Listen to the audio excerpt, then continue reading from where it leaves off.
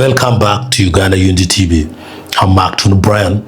In this video, my heart is heavy and my spirit is deeply troubled by the shadows creeping across our national discourse. As I observe our digital spaces and witness the conversations unfolding across social media platforms, I do not see a nation striving for greatness together. Instead, I see a house deliberately dividing itself along ethnic and regional lines.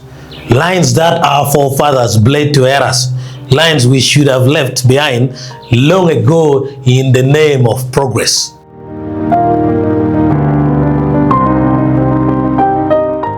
Right now, Uganda has a unique historic opportunity.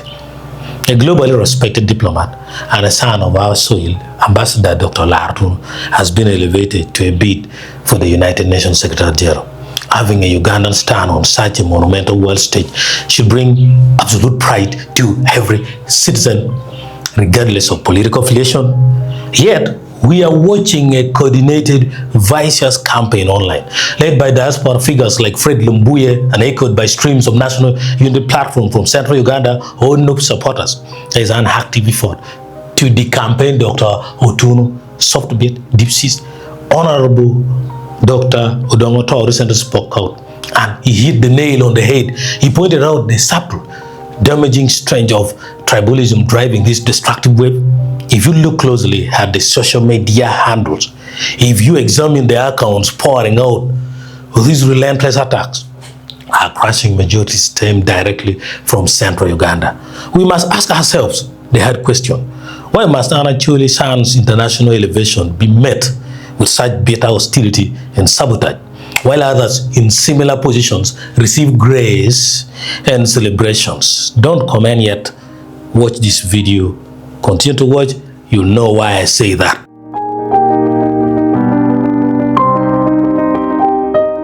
Now consider this glaring contradiction.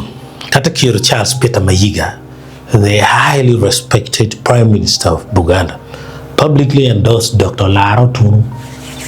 In his own words, the Katakiro called him a decent and capable son of Uganda, wishing him the very best on this global request. But here is the profound hypocrisy. The very same radical online voices viciously attacking Dr. Olara Otunnu have not uttered a single word of condemnation against the Katakiro. They respect the endorsement from central Uganda's leadership, yet continue to tear down the man from northern Uganda whom he endorsed.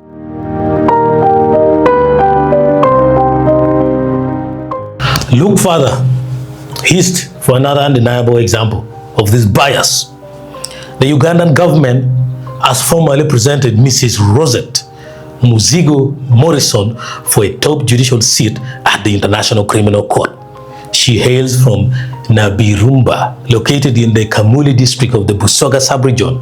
She is a Musoga, hailing from the Bantu ethnic family, just like those in central Uganda. She too is a government nominee, carrying the national flag internationally. Yet, where are the coordinated social media attacks against her? Where is the outrage from Fred Lumbuye? She receives complete silence, while Dr. Otunnu receives nothing but vitriol. The selective targeting is impossible to ignore.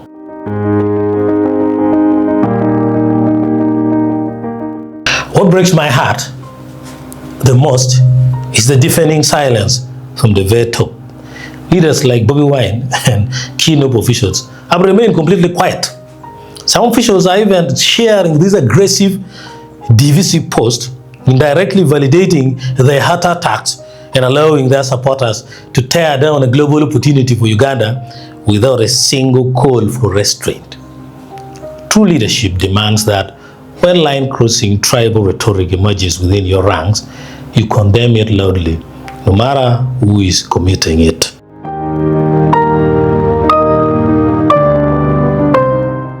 Uganda, where are we going if we allow tribal lines and political bitterness to dictate who we deliberate and who we destroy? We will never stand strong on the global stage. We cannot claim to fight for freedom and a new Uganda while actively practicing selective empathy and tribal sabotage. I call upon every single Ugandan listening today Let us choose unity over divisions. Let us support our own when they fly our flag high across the world. Thank you for listening to Uganda Unity TV. I am Maktunu Brian. Let us reflect, let us heal, and let us do better for our motherland.